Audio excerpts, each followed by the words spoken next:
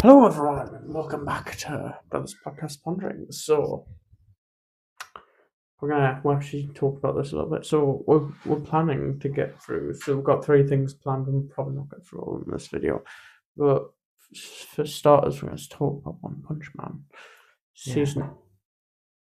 Well, that's fun, isn't it? The usual thing that props this up isn't here, so I'm using something else, but it's not very good. So yeah, sorry about that. But yeah, One Punch Man season 3. Yeah, One Punch Man season 3, the final season of My Hero Academia since we finished that. Yeah, and then we watched Anaconda. Yeah. So we can get thoughts on that. But we'll start with One Punch Man season 3. So Callum and I have been watching the dub of it. Obviously, I watched the sub as it came out, and so I saw the end of the season, which underwhelming for how bad that, especially episodes 6 and 7, which Callum has seen, for how bad those episodes are. The last episode needed to be really good, and it wasn't good enough for that. And then the fact that it's getting a part 2, that's probably going to be like taking from the webcomic instead of the manga. It's a mess. But if it gets remade, I'll forgive it, because then it's just like a cool alternative version of the arc where you get to see the webcomic stuff animated, which is cool if they then go back and redo it. Yeah. Now, obviously, you've now seen in my opinion, the worst episodes of the season. Mm-hmm. So, what are your thoughts after? I feel like had they just kept the quality of the first 2 episodes, they would have been fine. Yeah. They dip massively. You know, I was talking to worsens it so much. A friend at school today. He's watching the dub, but he's like a few weeks behind, so he's seen like the first 3 episodes. Yeah. But he said like, the quality in the first 2 episodes is genuinely so bad. I think he's seen the first 4 episodes actually, but he's like, particularly the first 2 episodes are really bad. I'm like, you complain about the first 2 episodes, but just wait till you see more. Like, honestly, I know, like, had it kept the first 2, it probably would. Because the first 2 episodes are genuinely some of the best. Yeah. Like, I think episode 2 was probably, in my opinion, still the second best of the season, with the reason being it's not action focused, so the lack of good animation is excusable. Yeah. And then when there is action at the end of the episode, it looks good. Yeah, there is. Whereas episode 5 should have looked better with the amount of action that was in it. At least some of them are. At least the animation was smooth in the first 2 episodes, which seems to go missing and replacing for still frames. A lot more still frames.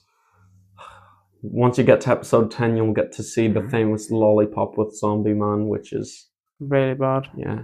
Yeah, I'll get to see that. It's so funny because on Crunchyroll, the cover of the episode is that frame.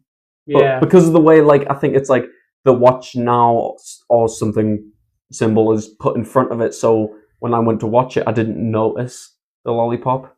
No, you wouldn't have. But I think you can see it if you're looking for it. Yeah. Whereas at the time, I just clicked on it to watch the episode because I was like, oh, a new episode. And I remember particularly that episode took a few hours to come on.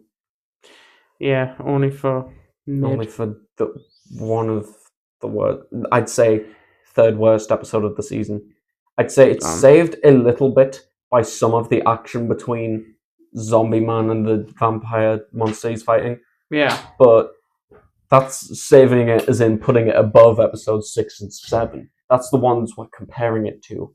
Yeah. Like, and now you've seen them, you know how bad they are. Episode 6, there's no fighting, which I'll give it some credit where credit is due. There's no fighting, but so... No. Yeah, I guess it kind of excuses it, but it doesn't excuse how bad Genos is drawn in that episode. No, it doesn't. Like, he genuinely just looks so badly drawn. Like, it's lots of still frames, and the still frames don't even look good. That's the problem. Aye. It's not very good. Then episode 7, there's action that doesn't look good, because none of the fighting in that episode looks good. They spam Mizuki's theme, even when the animation doesn't even look good. Like, Mizuki's theme could have went so hard if the animation was good. but it's bad. It's bad. It's really bad. Yeah, there's no saving One Punch Man season 3 unless they remake it. Like Genuinely needs a remake because it didn't really need a remake until like it went off the manga, which was like episode 9. Mm-hmm. That's now to the point where if they're going to do the webcomic, then it's like, are you gonna keep making seasons going through the webcomic versions of events? In which case, what's the point of the manga if you're not going to go off of the manga? Like it's just. I mean, technically, if we're going off things, the manga is kind of just a passion project for the artist. Yeah, but like the first 2 seasons weren't done off the webcomic; they were done off the manga. So like, yeah, I know. Change of heart. That's why I think it will need a remake. It's because you know why? Why? It's because there's harder animation. What if they're doing the manga's version of it? What if they know how like good the Monster Association arc is, so they're like, you know what, we can get people to watch One Punch Man season 3 even if we make it bad, and then we can remake it and have it actually look good and have it actually go through I feel like main stuff. And then they're still I feel like they're not that. They're not that smart. They're fucking. I mean, they're bloody stupid. We're getting mad. They're bloody stupid. That's what they are. They're bloody stupid. Oh, crikey. They're stupid and they're greedy and they want money. So they do want money. That's all they ever want. But I hope they remake it, because remaking it would probably make them more money than going ahead. Yeah. More than likely. Because I think season 3, part 2, no matter what, will make money because it's the rest of the Monster Association arc, which, especially when you're doing Goro versus Saitama, that's bound to go well. Yeah, it is. Alright, I guess we could move on to the My Hero finale, I guess. Yeah, the My Hero finale, much, much better. Yeah, much better. Good finale. Yeah. Enjoyed it a lot. Definitely needs that episode that's coming out. Yeah, it needs the OVA that's coming out. It can't just have the final chapter. Good thing that isn't just the end. I was chill with it though, anyways. But like, because I will say, even when the chapter came out and that was the end, even then it did feel a bit like abrupt. The ending, and it felt a bit rushed. Abrupt, yeah. And it felt like it needed a bit more explanation behind things, which I'm glad, because the extra chapter then does that. It does that. It goes through like, oh yeah, these characters are here in the rankings. Deku, after being a hero for so long, is climbing the rankings, which, gives you hope that he is actually doing well as a hero and he's not just, like people trying to call him a fraud and a bum. Yeah. Like, no, he was a really good hero. That's all he was. Yeah. We should do a video at some point on like who Deku can beat, who he can't beat without his powers. Yeah. Just without his powers. How far could he get in My Hero Academia? Yeah. And end of Deku without his powers, how far could he get? Yeah. And this is just after losing One for All, so he still has all the strength training, because arguably you can say he lost it as he became a teacher. And whenever people try to like say how strong or muscular Deku is, they use his feats of him training for One for All, like him pushing All Might on top of a fridge. But no one seems to really ever mention the fact that even at that point he was breaking his bones with One for All. Yeah, he was. By the end of My Hero, he's throwing definitely above 100%. Yeah, because he's using other powers as well that he has next to no experience with. Yeah, and when he's fighting All For One, that punch definitely is using 100% to defeat All For One. Yeah. Keep in mind, he's already injured. Yeah. He's already worn out. Yeah. Yet he still threw that, and his arm did not break. No. And again, people don't seem to talk about Deku was stuck on 45% for a while. Yeah. For a long time. I mean, they never announce any percentages after 45%. No, you just sort of know he's at 100. They announced the 4-1-20%. Mm-hmm. The 4-100% and then the 4-1-20%. So when he fights Muscular and then he combines his quirks and then he replicates the power of 100% One for All, and then later he combines his quirks to recreate the power of 100 equal to 120% of One for All. Which I had a friend who mistook that to say Deku can't use 100% of his powers. Yeah. He tried saying it was impossible. No, it's not impossible. It's just he would have to train each of his quirks to use them at 100%. it doesn't mean he can't use 100% simultaneously. It's just for that point in time, it was impossible for him to do. Yeah, but 'cause with extra training, like by the end of the series, I'm pretty sure that's what he was doing Yeah. because he was doing unbelievably well. Yeah.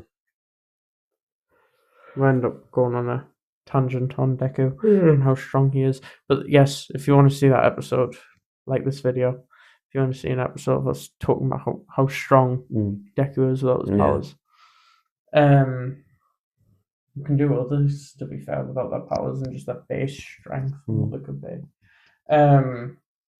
Like All Might, I guess. All Might would be a good one. Yeah. Like Prime All Might, not Old All Might, Yeah. Prime All Might. Without his powers. But yeah, so that was good ending. Bit darker than I thought with the kid that is meant to be like showcasing he's going to be the next Shigaraki, and then they stop him. Did not realize his mouth was stitched shut. That is very insane, and I feel bad for the kid. Yeah, because that is really dark. Is there anything else that needs to be said? Everyone knows My Hero final season is probably the best season of My Hero Academia. Yeah. So I mean, just look at the ratings. I know. Every single episode above 9. Best animated season. You know, the first episode of JJK season 3 came out with like a 9.2, I think it was, on IMDb. Right. And then there's people being like, oh my goodness, this is insane, above a 9.0 rating on JJK. I'm like, we just got a season of My Hero where every single episode got above a 9. Yeah. Yeah, it's insane. Now, I will say, impressive for JJK, because obviously My Hero has had 7 seasons build up to this season where it's a lot of payoff. Yeah. Hence why it's rated so well. Whereas JJK, it's not even really payoff for Bill. I guess kind of it's payoff for Shibuya, which. But I'd like to think about is like My Hero at season 3 was probably at its biggest until season. Obviously, season 4 was probably because season 3 obviously got the All Might vs. All for One episode, which was the highest rated episode for a while with 9.7, 9.8. Yeah. Obviously, high rated episode.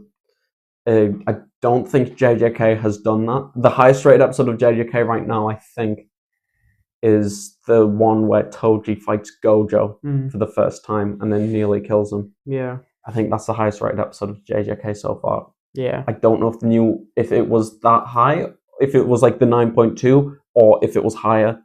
Yeah. I'm not sure. But obviously it makes sense for the highest rated episode to be in the hidden inventory arc, which I'll always stand by. So, like, at least from what I've like watched of Jujutsu Kaisen, it's still my favorite arc. I don't think anything's going to change that. No. I think maybe the final arc, the final fight against Sukuna, could have beaten it for me if they stuck the landing. We also watched Vigilantes after that. There's a new episode, by the way, we've yet to watch. We'll watch it after this. I think it came out Monday or Tuesday. We'll watch it after this if it's on Mondays. It was good as well. I would love once the show's done in a couple of years, we can then compare MC versus Deku. Yeah. I have no clue how many seasons. I don't know how many seasons it's even going to have. Probably about 5. Is it that long? I feel like they could get. I didn't even think it was that long. They could make issues. I thought maybe they could make like only 3. Like I'm thinking about like I didn't think the manga was that long. I don't think it is because I was like when I was thinking about it, I was like scared. I'm like, what if season 2's the last season and it's only a 2-season show? I think 3 seasons they could get at least. Mm-hmm. I have no clue. I'm just throwing a shot in the dark. Mm-hmm. I'm guessing 3 seasons. Yeah, that's fair. Because it's not as if 3-season shows are impossible. I mean, Kaiju number 8. Yeah, but that's insane. It is insane. I've been watching that as well. Yeah. I just realised. How far are you into it? Haven't continued season 2 yet. So you still on the first few episodes? Yeah. For season 2. I haven't seen most season 2. So season 2 better than season 1 in a lot of most people's opinions. Really? With the reason being that season 1 so focused on Kafka, season 2 you actually start to see other people start doing cool stuff. Yeah, but is there really a problem with Kafka doing things? It's the same problem Solo Leveling has. but except they fix it. Because the problem Solo Leveling has is it's just Sung Jin-woo, at least in Kaiju number 8. It's not that there's a problem with Kafka doing things, it's that you then get to see other people actually doing things, and it's cool. Fair enough. Like, whereas the closest you get in season 1 is when the Kikoru's dad, Isao Shinomiya, when he fights Kaiju number 8 and he's using the Kaiju number 1 suit. I think was it Kaiju number 1? Or was it Kaiju number 2? 2? I think it was 2, yeah. 2. When he was using the Kaiju number 2 suit. 3? I think it's 2. Something's 2's ringing a bell. But when he was using that suit against Kaiju number 8, that's like the most you get to see out of any side characters in the season, and it's used against Kaiju number 8. I mean, whereas in season 2, you sort of get to see people doing more things like that, but against actual kaijus other than Kaiju number 8, and it's Kafka, you see some. Kafka's friend, you see things. Yeah, but not much. That's the thing. You get a lot more of it in, and it's a lot more interesting in season 2. Yeah. Whereas in season 1, whenever Kafka's not on screen, it's kind of boring because they don't really go that far into other characters. Whereas in season 2, they kind of give other characters like cool things to do and cool powers. Fair. That seems alright. Yeah. Well, we have still went over. That's 2 for 2. Went over. So there you go. I had plenty to say on that matter as well. Yeah. I don't think I have anything else to say. Yeah. So thank you. If you like this, please leave a like. I know it makes so much sense. That's why you should press it. And if you want to see more of us, click the subscribe button. And if you don't want to miss the next episode, which could be anything at this point, you could hit the bell icon. It'll be on Friday when we upload that. Yeah. So thank you guys so much. Bye. Bye.